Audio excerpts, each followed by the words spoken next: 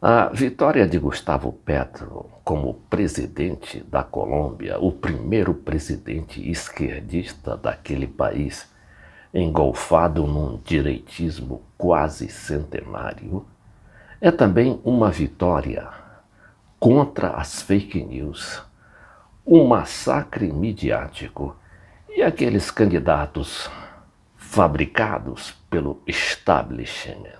Houve tudo isso nas eleições de hoje, que neste segundo turno finalmente eleva Gustavo Petro, senador, e ex-guerrilheiro, à presidência do país, ou mais exatamente a Casa de Nariño, como se chama a sede do executivo em Bogotá.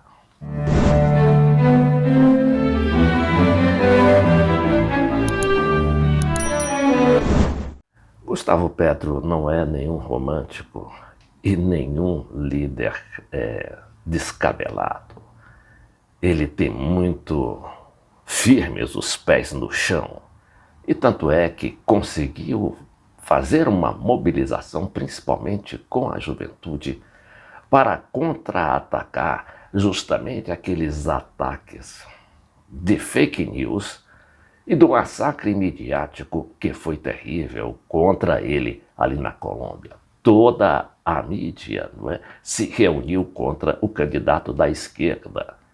Mas mesmo assim, ele se impõe e a sua vitória já arranca o compromisso do atual presidente Ivan Duque de recebê-lo em audiência e reconhecer a sua vitória. E também do candidato Rodolfo Fernandes, aquele candidato inventado ali para justamente derrotar, entre aspas, o Gustavo Petro. Ele também foi à televisão e num breve comunicado aceitou a derrota, assumiu a derrota. O que é isso? Muito próprio da democracia e que demonstra também que a Colômbia e as forças políticas e de elite, as oligarquias da Colômbia, estão também aceitando este resultado. Eu peguei aqui para ilustração um artigo da Folha de São Paulo, escrito pela jornalista Silvia Colombo, que está cobrindo as eleições lá em Bogotá. Diz que Colômbia elege Gustavo Petro o primeiro presidente de esquerda, com 97% das urnas apuradas. Ex-prefeito de Bogotá e ex-guerrilheiro derrota populista Rodolfo Fernandes. Assim, o esquerdista chega à sede do executivo em sua terceira tentativa, depois de percorrer uma longa trajetória.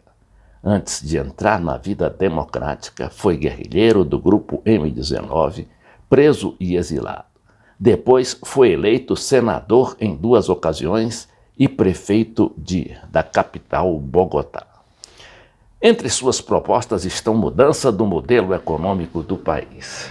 Aqui também há uma característica muito própria do Petro, que ele não se diz um líder socialista, ainda que todo o seu passado o recomende como tal.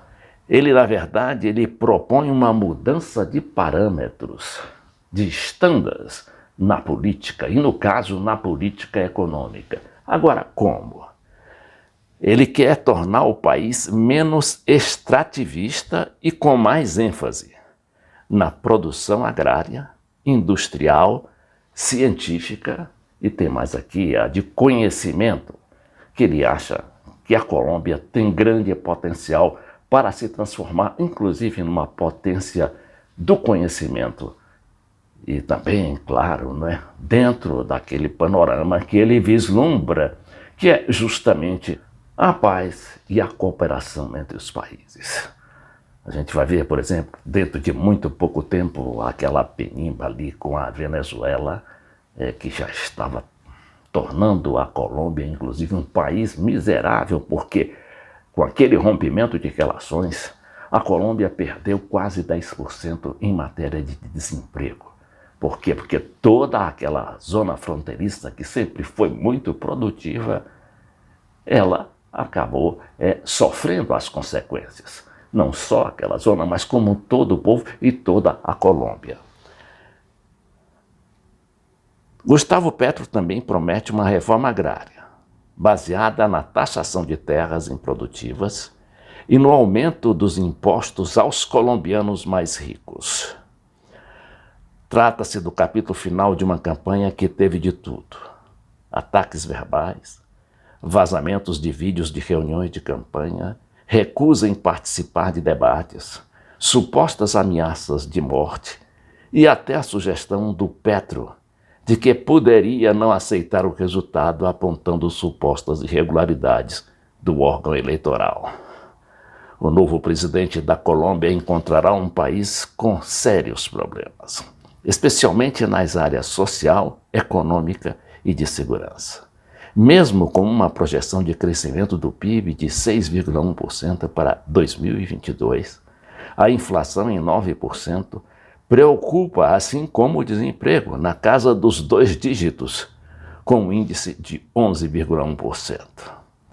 A forte insatisfação popular, refletida na onda de protestos de 2019 e 2021, quando manifestações para derrubar uma proposta de reforma tributária se expandiram em uma ampla gama de demandas de uma sociedade mais inclusiva, ao fim da violência no campo e a implementação total do acordo com as Farc.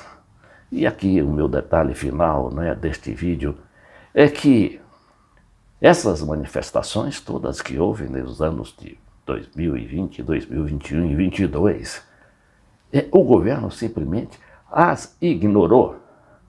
E aí começou a cair seu prestígio. E as ignorou justamente porque estava comprometido com uma política de repressão, sobretudo aos movimentos populares que ali estavam crescendo. E a ponto de o presidente atual, Ivan Duque, que é um delegado do senador Álvaro Uribe, o grande líder político da direita, Álvaro Uribe, a gente sabe que foi 2 vezes presidente da República e estava mandando no país praticamente até hoje. E dizem que se o Rodolfo Hernandes, que é o candidato ali fabricado pela mídia e o sistema econômico para derrotar o Petro, se ele ganhasse, o Uribe estaria de volta ao poder. Então, foi essa, também a outra derrota importante e que deverá contar muito nessa articulação aí do mundo multipolar. Aqui estão à frente, aqui na América Latina, os líderes populares que fizeram a Unasul, a CELAC, e naquela época, há uns 10 anos, transformaram a América Latina num continente integrado, não exatamente política e economicamente, mas de vontades no sentido de melhorar a longa distância que separa esta região do resto dos países mais ricos.